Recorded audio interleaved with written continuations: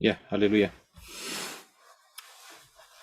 Terima kasih untuk teman-teman yang sudah bergabung. Ya, kita akan belajar mengenai Wahyu Fatsal yang ketiga, dan ini merupakan session yang pertama. Ya, Jemaat Sardis, kita telah menyelesaikan Wahyu Fatsal yang kedua, 4 session, dan sekarang Wahyu ketiga, Fatsal 3, session yang pertama, yaitu Jemaat Sardis. Ya, kita akan masuk yaitu di dalam Wahyu Fatsal yang ketiga ayat 1 sampai yang ke-6. Wahyu 3 ayat 1 sampai 6. Nah, silakan Henok untuk bisa membacanya. Terima kasih. Ya. Tuliskanlah kepada malaikat jemaat Sardis, dia yang memiliki 7 roh Elohim dan 7 bintang mengatakan hal-hal ini.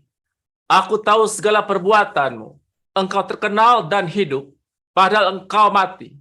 Berjaga-jagalah, kuatkanlah yang masih tinggal yang sudah hampir mati, sebab aku menemukan pekerjaanmu tidak ada yang sempurna di hadapan Elohim. Ingatlah bagaimana engkau telah menerima dan mendengarnya. Peliharalah dan bertobatlah. Jika kamu tidak berjaga-jaga, aku akan datang kepadamu seperti pencuri. Dan kamu sekali-kali tidak akan pernah tahu kapan waktunya aku datang kepadamu.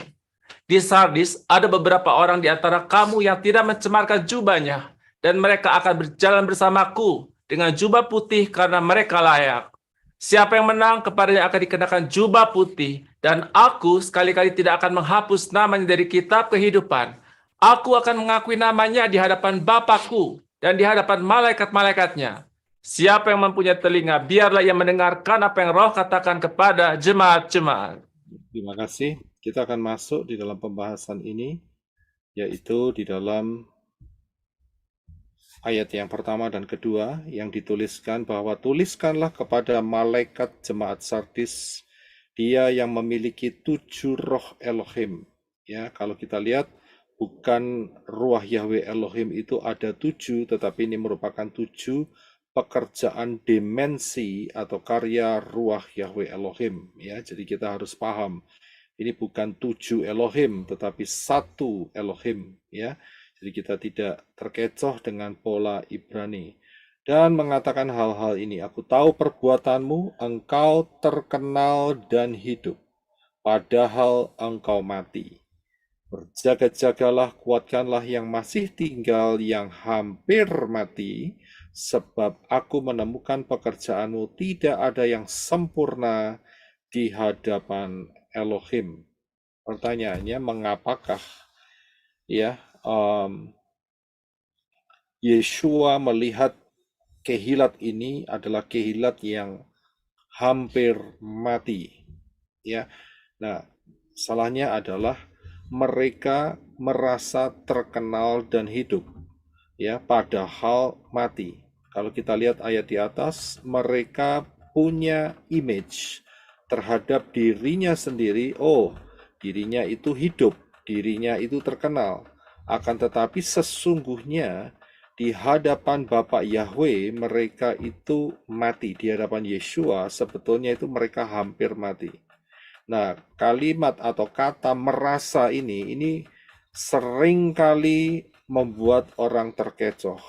Merasa akan dirapture padahal ya tidak mau mengikuti pola kebenaran firman. Merasa akan diselamatkan, merasa masuk di dalam Syamayim, tetapi menolak nama kudus Bapak Yahweh di dalam Adon Yeshua HaMashiach. Merasa akan masuk di rapture, ya, padahal kehidupannya jauh dari kebenaran firman. Jadi hati-hati dengan merasa, karena setan ya bermain-main dengan menggunakan sisi perasaan, ya, dan inilah yang sering terjadi di kehilat-kehilat. Ini yang sering terjadi, ya, karena itu ada ayat yang di dalam Amsal yang sering kali muncul yang dikatakan bahwa ada jalan yang seolah-olah menuju hidup, menuju ke Syamayim, tetapi ujungnya maut. Ada jalan yang diperkirakan orang ini akan menuju keselamatan, tetapi ujungnya masuk lautan api. dan orang berjalan di jalan itu dan mereka merasa nyaman. Ya, karena perasaannya ditipu oleh setan. Oh, sudah kok, kamu sudah benar, kamu juga sudah baptis. Ya, tapi di dalam nama Yunani, padahal dia sudah tahu bahwa nama Yunani itu salah. Ya, karena apa? Karena spiritnya adalah spirit roh dewa-dewa yang diciptakan oleh Konstantin. Ya, lihat saja kapan perayaannya. Ya, jadi dari sini setan menipu orang-orang tersebut dengan menggunakan perasaan. Hati-hati dengan perasaan ini. Ya, perasaan ini bisa diputar balikkan dan berbahaya sekali. Merasa nyaman, merasa oke semua, tetapi saat pengangkatan apa yang terjadi? Tertinggal. Ya, begitu mereka tahu tertinggal, perasaannya juga mempermainkan mereka lagi. Ya, jadi hati-hati dengan kata merasa ini. Kita harus betul-betul paham sehingga hidup kita tidak dipimpin. Ya, rasa-rasanya begini, kita hidup dipimpin oleh firman Bapa Yahweh. Karena itu kita harus punya fondasi yang benar, harus punya fondasi yang sesuai dengan kebenaran pola yang telah Bapak Yahweh tetapkan. Sehingga kita tidak diombang-ambingkan dengan pengajaran-pengajaran palsu, dengan ucapan-ucapan palsu, dengan diombang-ambingkan dengan pengajar-pengajar palsu juga. Ya, jadi ini penting sekali. Nah, kita akan lihat ayatnya di dalam Matius 3 ayat 10. Silakan Henok untuk membacanya. Dan sekarang juga kapak diletakkan di dekat akar pepohonan. Karena itu setiap pohon yang tidak menghasilkan buah yang baik, ia ditebang dan dilemparkan ke dalam api. Ya, terima kasih. Saudara bisa melihat di sini, kapak telah disediakan di dekat akar pepohonan. Pohon itu bercerita tentang manusia. Dan kalau tidak menghasilkan buah yang baik, dia akan ditebang dan dilemparkan ke dalam api. Inilah hukum alam supranatural, hukum alam roh. Yang dimana kalau kita tertanam dalam kebenaran firman, pasti akan menghasilkan buah. Jadi kita harus hati-hati. Jangan merasa sudah berbuah tetapi belum berbuah. Merasa hidup tetapi padahal kenyataannya di hadapan Bapa Yahweh mati. Tidak ada apa-apanya. Jadi kita harus hati-hati. Karena kalau tidak, tanpa disadari, ya hidupnya tidak menghasilkan buah dan tiba-tiba selesai. Kenapa? Karena dia ditebang dan dilempar ke dalam Gehenna. Ya, itu bahaya sekali. Ya, yang berikutnya adalah di dalam ayat yang ketiga. Ingatlah bagaimana engkau telah menerima dan mendengarnya. Peliharalah dan bertobatlah. Jadi Bapak Yahweh di dalam Adon Yeshua HaMashiach rindu supaya jemaat di Sardis ini untuk ya bertobat. Dengan cara apa? Suruh mengingat bagaimana saat pertama menerima dan mendengar dan memelihara kebenaran firman. Ya, jangan terus kemudian merasa, yaitu tadi yang di atas tadi, merasa kaya, merasa sudah terkenal, sehingga pikirannya dikacaukan, pikirannya ditipu. Tetapi Yeshua memberikan kesempatan, ayo bertobat. Ya, jangan merasa nyaman kalau hidupmu jalannya salah. Jangan merasa nyaman kalau fondasi yang kamu bangun itu nggak sesuai dengan pola Ibrani yang benar. Jangan merasa nyaman kalau yang selama ini yang saudara sembah adalah dewa Arab dan juga dewa Yunani. Jangan merasa nyaman, tetapi kita harus tahu.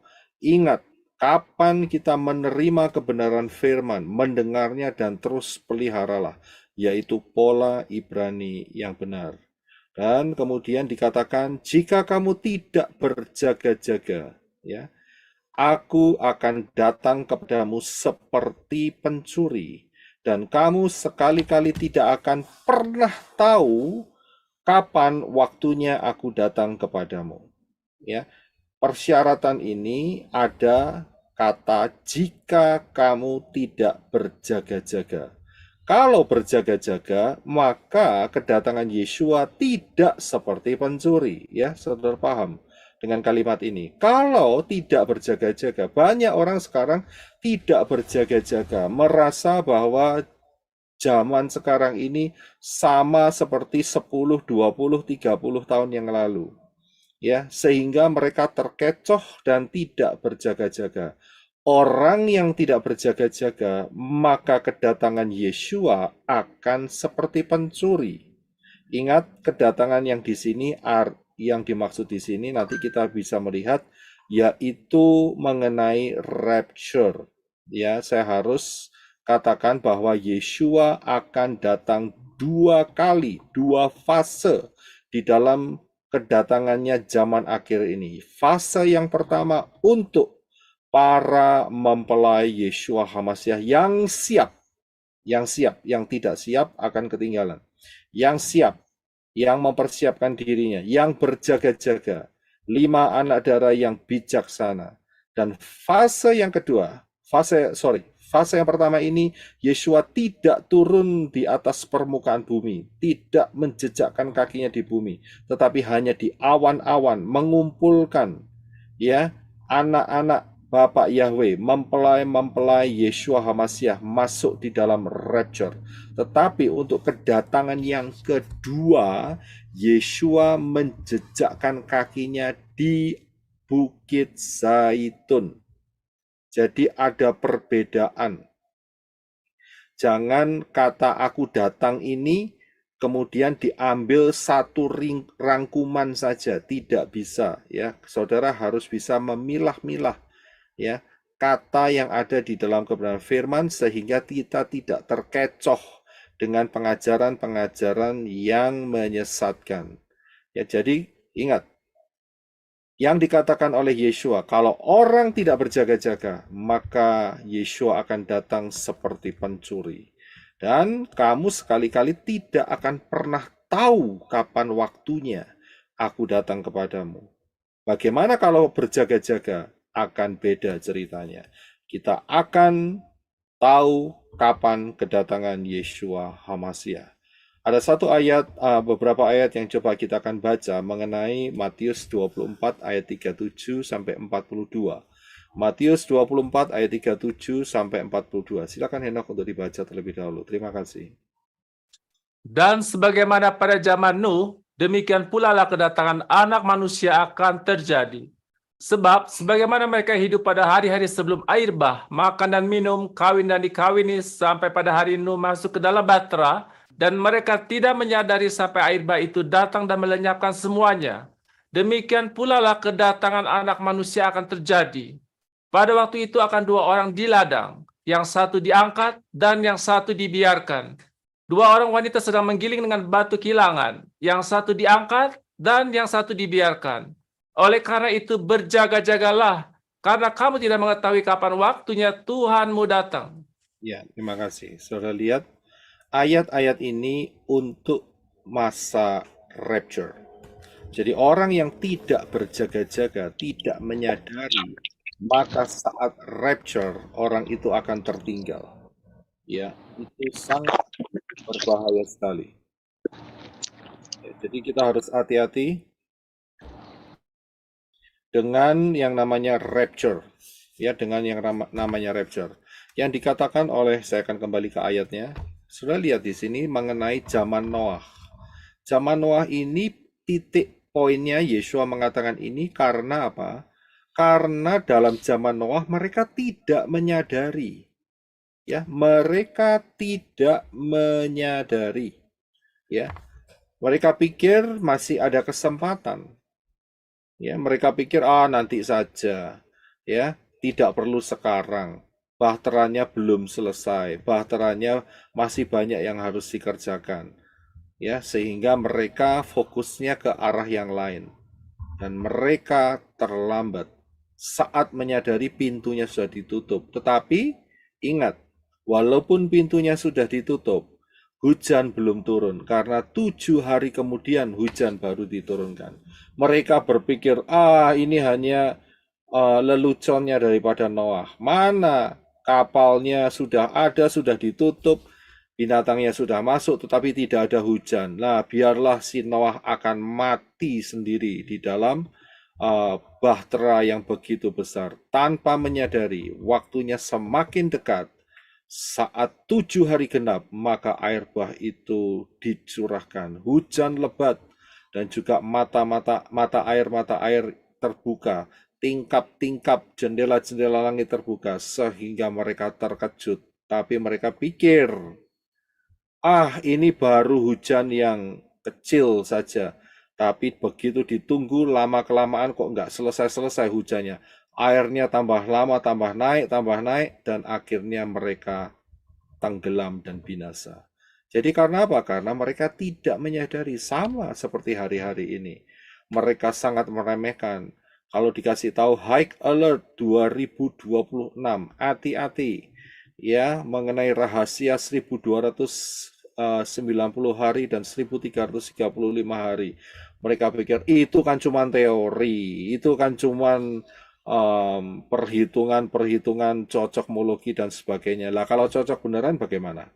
Ya kan? Jadi kita harus hati-hati ya. Kemudian pola angka 7 itu kan sudah dari dulu memang seperti itu. Tidak akan ada hubungannya dengan yang namanya kedatangan Yeshua HaMashiach. Iya silakan kalau mau ngomong seperti itu. Tetapi ingat, saat rapture terjadi jangan teriak-teriak ya, karena silakan tanggung resikonya masing-masing ya. Jadi di situ kita harus bisa melihat bahwa apa yang dikatakan oleh Yeshua ya tidak menyadari, sehingga saat di ladang yang satu diangkat, yang satu dibiarkan, yang satu diangkat. Ada 2 orang wanita sedang menggiling batu kilangan ya, lagi pakai blender mau masak. Yang satu diangkat, yang satu ditinggalkan, dibiarkan begitu saja. Ya, karena itu berjaga-jagalah. Inilah message, inilah berita dari yang di Yeshua HaMashiach katakan. Karena itu berjaga-jagalah. Kita harus persiapan sehingga kita tidak sampai ketinggalan ya, yang namanya rapture ini. Karena rapture ini ada orang yang cukup unik ya pengajarannya. Dia bilang gini, padahal ini juga pengagung nama Yahweh, tapi cukup unik. Dia bilang rapture itu pelan-pelan ya, jadi menghilang pelan-pelan sehingga semua mata bisa menyaksikan. Orang ini lupa ya bahwa rapture itu sekejap mata, in the twinkling of the eye, sekejap mata. Bahkan Yesus mengatakan seperti kilat dari timur sampai ke barat. Ya, kilat itu mau berapa lama? Cepat sekali, jelap, langsung terjadi pengangkatan. Aneh pengajaran orang ini, padahal dia penyembah Bapa Yahweh, tapi punya karisma untuk memberitakan firman. Tapi aneh, dia bilang setiap mata memandang. Jadi kalau begitu nanti rapture-nya itu tiba-tiba tubuhnya itu seperti bakal transparan pelan-pelan dan akhirnya menghilang begitu. Saya yakin tidak demikian, karena sesuai dengan firman, rapture itu waktunya bahkan kurang dari 1 detik, seperberapa detik, ya, langsung masuk dalam hadirat Bapa Yahweh. Ya, kalau ngikutin teorinya orang itu ya gak karu-karuan, salah besar ya. Nah, kemudian di dalam 2 Tesalonika 4 ayat 14 sampai 18. Ya, coba kita baca, kita akan lihat juga ayat ini yang mempersiapkan kita untuk rapture. Ya, silakan Henok.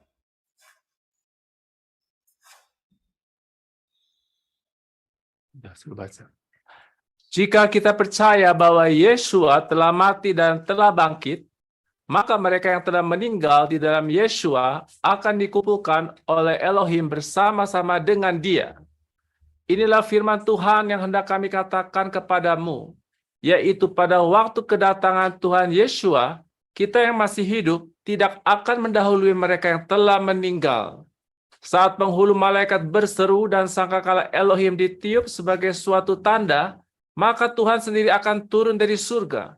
dan orang yang mati dalam Hamasya akan lebih dulu bangkit. Kemudian kita yang masih hidup pada waktu itu akan diangkat bersama-sama dengan mereka ke dalam awan-awan untuk berjumpa dengan Tuhan di udara. Demikianlah kita akan selama-lamanya bersama Tuhan. Jadi hiburkanlah seorang dengan yang lain dengan perkataan-perkataan ini. Ya, terima kasih. Saudara bisa lihat ayat ini.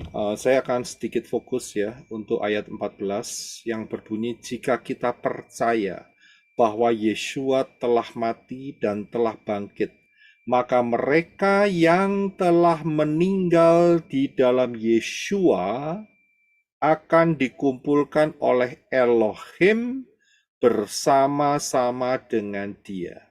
Kemarin kita membahas mengenai dunia orang mati, Sheol, yang sudah dinyatakan, ya. Dan ayat ini juga memberikan reference yang mendukung sekali bahwa setelah Yeshua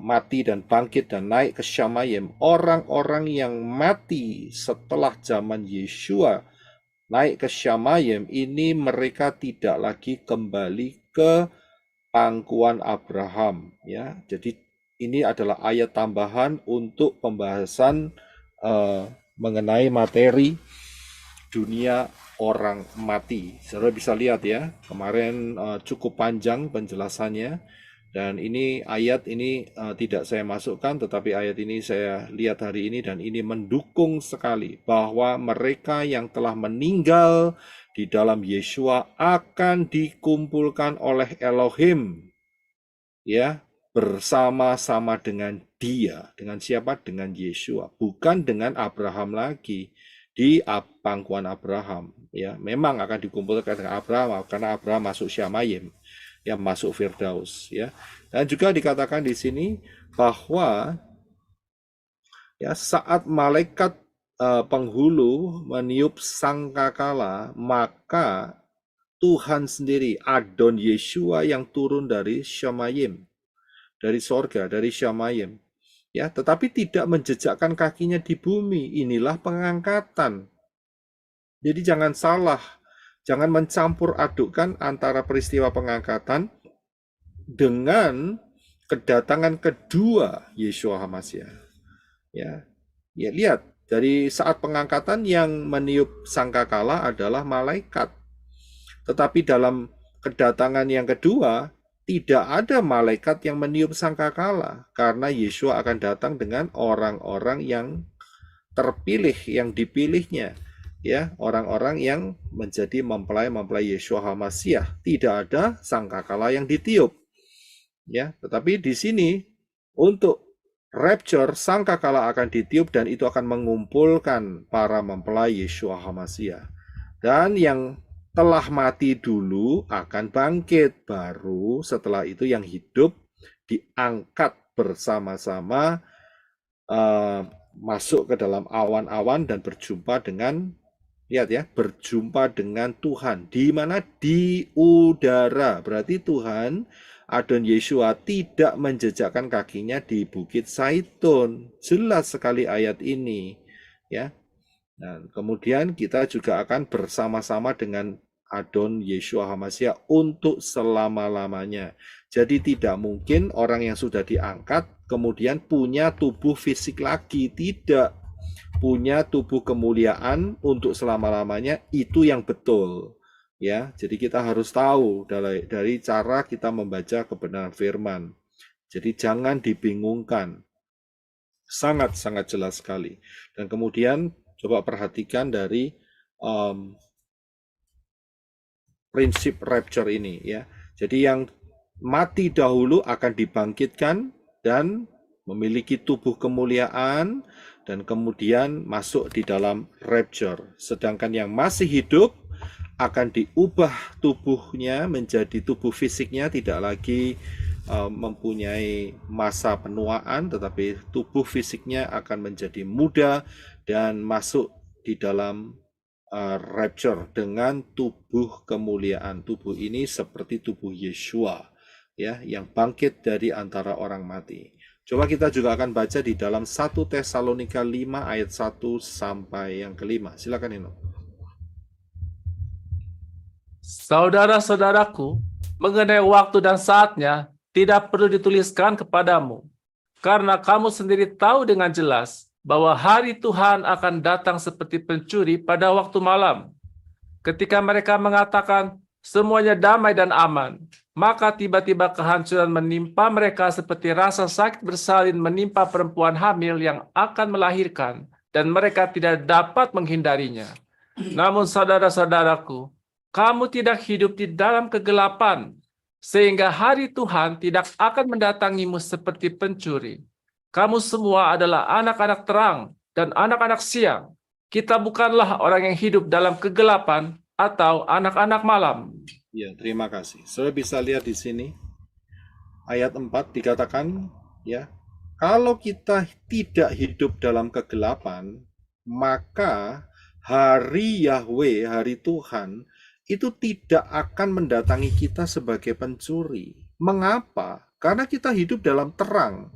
Dan terang yang diberikan oleh Yeshua itu menerangi kita, menerangi alam pikiran kita, supaya kita tahu kapan waktunya. Karena polanya itu sudah sangat jelas. Polanya adalah pola angka 7, pola angka 4. Itu jelas sekali. Saudara coba lihat di dalam pengajaran Fantastic Four. Ya, kitab suci, kemah suci mengenai Fantastic Four. Itu jelas sekali, saudara. Ya, dan di situ terlihat pola yang menuntun kapan hari Yahweh itu datang. Hari Yahweh yang maha besar itu datang. Ya, nah kalau kita tahu hari Yahweh itu datang seperti pencuri, ya, itu untuk orang-orang yang hidup di dalam kegelapan, untuk orang anak-anak malam, ya, yang tidak tahu apa-apa karena malam tidak ada penerang, ya, jadi buta, gelap sekali, ya, tidak jelas, abu-abu, membingungkan. Itulah pola Yunani dan orang-orang yang di luar kebenaran pola Ibrani yang benar.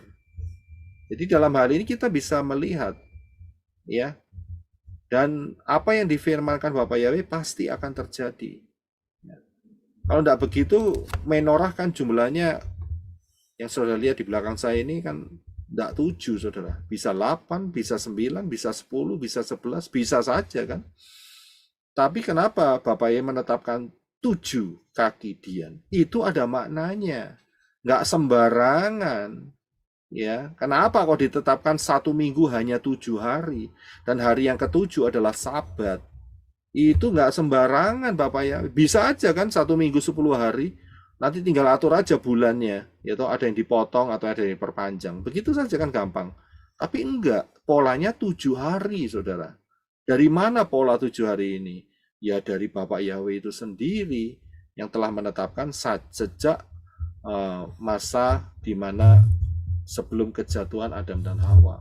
Yaitu masa mengorganize daripada penciptaan ini, ya. Jadi kita anak-anak terang, kita tidak hidup dalam kegelapan. Saat waktu timing kedatangan Bapa Yahweh, kita pasti tahu kedatangan Bapa Yahweh dalam Yeshua. Karena itu coba yang belum lihat High Alert 2026 pengajaran ini, saudara bisa mampir ke channel. Ada di channel Pelayan Menora, ada di channel ada di tempatnya Pak Adi, sahabatku, ada di tempatnya Papi Lukas, ada di Gamal channel juga, ya. Dan kemudian rahasia 1290 hari dan 1335 hari. Sudah bisa lihat, sudah bisa pelajari di sana. Ya, saya tidak akan mengulangi, tapi hanya menyinggung sedikit-sedikit saja karena penjelasan secara panjang lebar sudah saya berikan semuanya, ya. Dan kemudian ayat yang berikutnya, ayat keempat, di Sardis ada beberapa orang yang di antara kamu tidak mencemarkan jubahnya, dan mereka akan berjalan bersamaku dengan jubah putih karena mereka layak.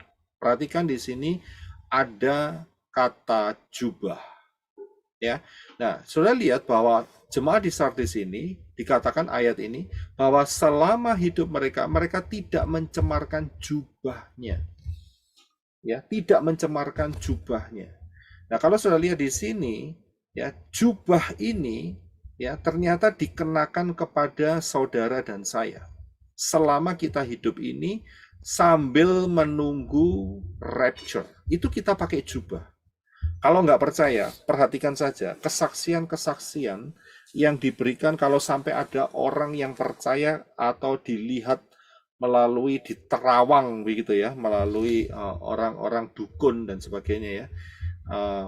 Mereka akan melihat orang-orang yang ada di dalam Yeshua itu ada selubung putih. Itulah jubah, saudara. Nggak kelihatan telanjang, tetapi orang-orang yang tidak ada di dalam Yeshua, itu mereka kelihatan ketelanjangannya. Ya, ini yang bisa lihat adalah paranormal dan orang-orang yang berhubungan dengan perdukunan. Mereka mengakui di situ. Nah, kalau kita lihat, ini persis apa yang kita tahu dari kebenaran firman, di mana saat Adam dan Hawa jatuh, Bapak Yahweh menyembelih domba dan kemudian dikenakan pakaian kulit domba itu. Saya yakin saat itu masih berdarah-darah. Karena itu tubuh daripada Adam dan Hawa pasti amis kena darahnya domba. Tapi itulah cara Bapak Yahweh. Begitu pula dengan kita hari ini. Ya, selubung itu apa? Selubung itu sebetulnya adalah darah Yeshua yang menyelubungi hidup kita, sehingga setan ya tidak bisa menembusnya. Ya, tidak bisa menembusnya. Tapi ingat, setan bisa menembusnya dengan cara memancing ya orang itu untuk keluar dari kebenaran firman. Baru disitulah celah terbuka. Jadi kita harus hati-hati dalam hal ini. Jangan sampai hidup kita membuka celah. Ya, jadi kita harus waspada. Dan bagaimana kita waspada yaitu dengan berada di dalam kebenaran firman. Inilah jubah, dan juga jubah ini melekat di dalam kehidupan daripada kehilat orang-orang mempelai Yeshua HaMashiach. Ya. Karena apa? Karena mereka berjalan bersama-sama dengan Yeshua. Jadi kita ngikut Yeshua ini nggak ritual loh, saudara. Jangan saya pikir wah kita ini ritual, tidak. Kita ini berjalan, kita ini punya relationship dengan Adon Yeshua, berjalan. Ya, kita bisa mengungkapkan segala hal dan kepada gembala kita yaitu Adon Yeshua, dan juga Adon Yeshua bisa berbicara di dalam kehidupan kita melalui Ruach Yahweh Elohim yang tinggal dalam kehidupan kita. Nah, di sini dikatakan juga ya mengenai jubah putih ini, ya, jubah putih ini. Nah, yaitu di dalam Wahyu 3 ayat 18. Ya, sebetulnya ini jemaat yang akan kita pelajari, tetapi ada kata jubah putih. Coba kita baca Wahyu 3:18 dan Roma 13:14. Silakan Eno.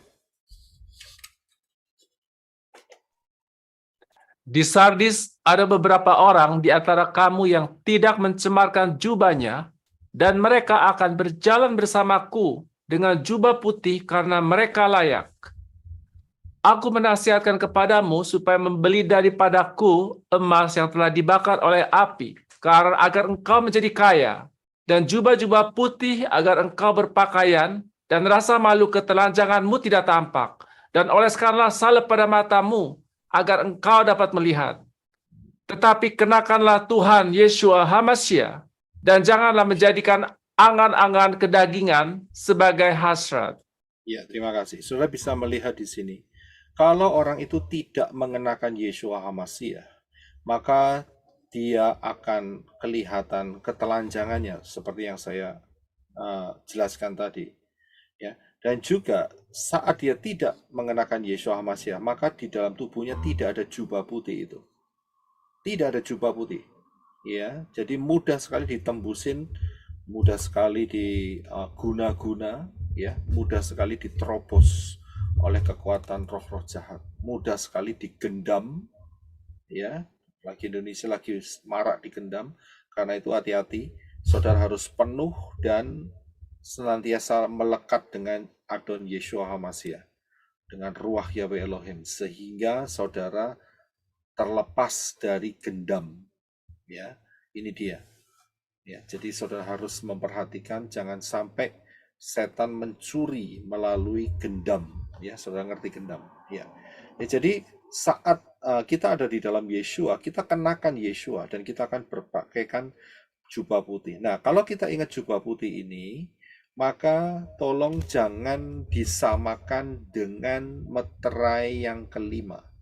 Orang-orang yang mati saat zaman anti Hamasyah dan mereka diberi juga jubah putih. Beda, saudara. Ya, sama-sama kelihatannya kata atau kalimatnya yaitu jubah putih, tetapi beda prinsip. Mengapa? Ingat, yang kita bahas ini adalah jemaat Sardis, bukan masa 666. Dalam jemaat Sardis, dalam kehilat atau sekarang ini masa kehilat ini, ya, Yeshua telah memberikan jubah putih untuk kita, ya, juga diberikan di dalam kehidupan kita. Tapi ingat, ini bukan masa 666, jadi jangan disamakan. Ya, nanti saudara akan bisa melihat perbedaannya. Yaitu, kalau saudara lihat, maka jubah putih yang kita sedang kenakan ini, ya, itu nanti akan diganti menjadi lenan halus. Ya, karena apa? Lihat di dalam Wahyu 3 ayat 5. Ya, siapa yang menang, kepadanya akan dikenakan jubah putih. Siapa yang menang akan dikenakan jubah putih. Tetapi ingat, ini masanya sementara. Karena apa? Karena masa perkawinan anak domba belum tiba. Belum tiba. Rapture belum tiba. Jadi saat rapture belum tiba, sekarang ini pakai jubah putih. Termasuk orang-orang yang telah dibangkitkan 2000 tahun yang lalu, masih ingat pelajaran kemarin mengenai dunia orang mati dibangkitkan, dan juga orang-orang yang sekarang yang semasa sekarang yang telah meninggal, telah mati di dalam Yeshua, yang tubuhnya dikubur tetapi rohnya kembali masuk ke Firdaus, mereka mengenakan jubah putih. Ya, ingat ini bukan masa 666, jadi jangan disamakan. Nah, nantinya di dalam Wahyu 19 ayat 7 dan 8 barulah jubah putih ini diganti menjadi kain lenan halus. Ya, ini bagi yang menang. Bagi yang masa kehilat, tetapi untuk masa 666 meterai yang kelima, jubah putihnya tidak akan diganti menjadi kain lenan halus. Ada perbedaan. Ya, jadi kita harus tahu, ya, katanya sama, ya, jubah putih, tetapi ingat destinasinya berbeda. Kita lihat di dalam Wahyu 19 7 sampai 8, silakan Enok. Marilah kita bersukacita dan marilah kita bersukaria dan marilah kita memberikan kemuliaan kepadanya. Sebab pesta perkawinan anak domba telah tiba dan mempelai wanitanya telah mempersiapkan dirinya. Dan kepadanya dikaruniakan agar memakai kain linen yang halus, bersih, dan bercahaya. Karena kain linen yang halus adalah perbuatan-perbuatan yang benar dari orang-orang kudus. Haleluya. Sudah bisa lihat, saat pesta perkawinan anak domba, jubah putih yang sedang kita kenakan sekarang akan diganti menjadi kain lenan halus. Ya, luar biasa. Dan ini adalah level mempelai. Bagi yang masuk di dalam masa anti Hamasyah, di dalam meterai yang kelima, mereka tidak pernah mendapat status mempelai. Tidak pernah. Karena itu, saudara dan saya sekarang punya kesempatan VVIP. Very, very important person di hadapan Bapak Yahweh. Karena kesempatan di mana Bapak Yahweh berikan di dalam kehidupan kita untuk menjadi mempelai Yeshua HaMashiach. Ini penting sekali, ya. Jadi ini satu hal yang luar biasa, dan Yeshua berkata, siapa yang menang akan dikenakan jubah putih. Kalau yang kalah bagaimana? Yang kalah terbuang, ya, masuk Gehenna, masuk alam maut terlebih dahulu. Jadi kita paham, ya.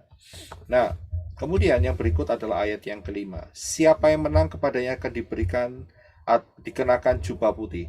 dan aku sekali-kali tidak akan menghapus namanya dari kitab kehidupan. Aku akan mengakui namanya di hadapan Bapakku dan di hadapan malaikat-malaikatnya.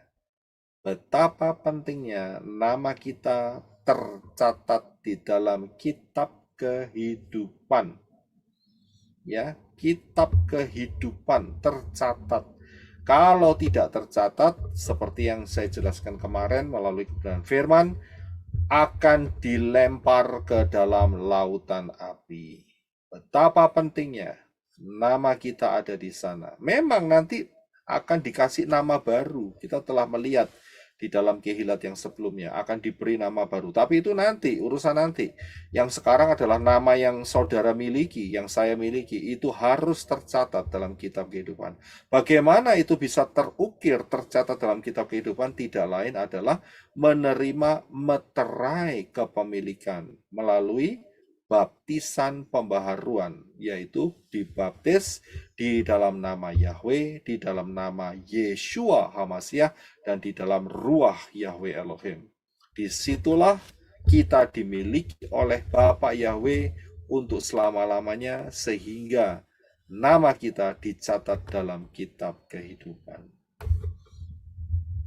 Yang terakhir, Yeshua akan mengakui nama orang itu di hadapan Bapa Yahweh dan di hadapan malaikat-malaikatnya.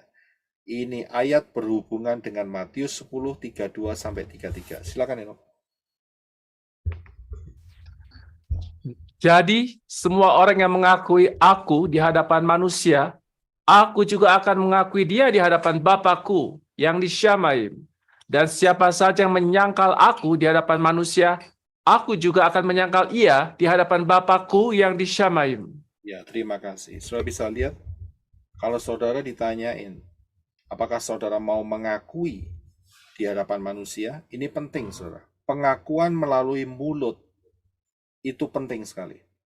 Ya, karena keselamatan itu mempunyai unsur yang mengaku dengan mulut, dengan lidah, dan percaya di dalam hati, maka orang itu akan diselamatkan.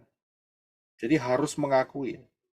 Siapa yang saudara akui selama ini? Apakah nama Yunani, atau tidak berani mengakui nama Yahweh, atau tidak berani menggunakan dan mengakui nama Yeshua, atau masih malu-malu tidak mau untuk karena sungkan, karena akan memberikan efek membuat orang lain tersinggung, membuat keluarga tidak nyaman, tersinggung, lebih baik tidak mengakui. Ingat, orang yang tidak mengakui Yeshua di hadapan manusia loh ini, Yeshua juga tidak akan mengakui dia di hadapan Bapa. Kalau orang itu tidak diakui Yeshua di hadapan Bapa Yahweh yang ada di Shamayim, kemana dia pergi? Yeshua katakan, aku akan menyangkali dia. Ya, dan akhirnya Yeshua akan berkata, kalau nyangkal itu apa? Ya seperti orang-orang yang dikatakan, bukannya orang yang berseru-seru, Elohim, Elohim, Yahweh, Yahweh akan masuk ke Shamayim. Ya kan? Karena akan ada banyak orang yang mengakui itu, mengucapkan itu, Ya, tetapi apa yang dikatakan oleh Yeshua, enyahlah engkau pembuat kejahatan, aku tidak kenal engkau. Ya, karena apa? Salah satu kesalahannya adalah tidak mau mengakui. Ya, nama Yahweh, nama Yeshua HaMashiach di hadapan manusia. Ya, haleluya. Saya yakin ini akan menjadi blessing, berkat buat kita semua. Kita akan lanjutkan untuk minggu depan di dalam pembahasan Kehilat yang berikutnya, Philadelphia. Kita harus ingat bahwa hari ini adalah tahun 2023. Sejak kejatuhan Adam dan Hawa, kita sudah hampir menyelesaikan 6.000 tahun. Hati-hati, pola angka 6, pola angka 7, pola angka 4. Karena Yeshua akan turun untuk kedua kalinya. Yang pertama adalah rapture dan yang kedua adalah second coming. Kita sudah melihat perbedaannya. Hari ini kita sudah masukin 3,5 tahun cycle Shemitah yang pertama. Ya, dan Yeshua tidak lama lagi akan menjemput para mempelainya. Ingat, waktunya juga akan dipersingkat. Karena kalau tidak dipersingkat, maka tidak akan ada yang selamat. Hanya karena orang-orang pilihan, waktunya akan dipersingkat. Perhatikan kapan dipersingkatnya atau berapa lama. Lihat pengajaran rahasia 1290 hari dan 1335 hari. Jadi dengan perhitungan itu akan terlihat dengan pola Shemitah, pola angka 7, High Alert 2026 akan terlihat bahwa rapture akan terjadi awal Januari 26. Ya, dan akhir daripada 2025. Karena itu berjaga-jagalah, pastikanlah saudara, jangan merasa saja ya, pastikanlah keselamatan itu ada dalam hidup saudara. Ini penting sekali, karena keselamatan hanya datang dari bangsa Yahudi, bukan dari Yunani, bukan dari Arab. Dan siapa yang berseru kepada nama Yahweh akan diselamatkan, bukan nama Arab, bukan nama Yunani. Ya, setelah itu jangan keras hati, masuk dalam baptisan pembaharuan, belajarlah Torah, kebenaran firman, berjalanlah di dalamnya, jangan ikutin tradisi-tradisi gereja, ya, perayaan-perayaan yang ujungnya adalah menyembah dewa matahari, dewi kesuburan dan sebagainya. Natal dan Paskah, ya, Paskahnya itu adalah Easter atau penyembahan terhadap Dewi Ishtar, dewi kesuburan. Ya, tinggalkan itu semua, berjalan dengan Bapa Yahweh di dalam Adon Yeshua HaMashiach sampai rapture terjadi. Siapa yang membutuhkan informasi untuk baptisan pembaharuan, sudah bisa kunjungi pelayananmenorah.com, dan di sana ada daftar di mana para mempelai Yeshua HaMashiach yang siap membantu saudara ya untuk membaptis di dalam baptisan yang benar. Bapa Yahweh memberkati kita semua. Shalom.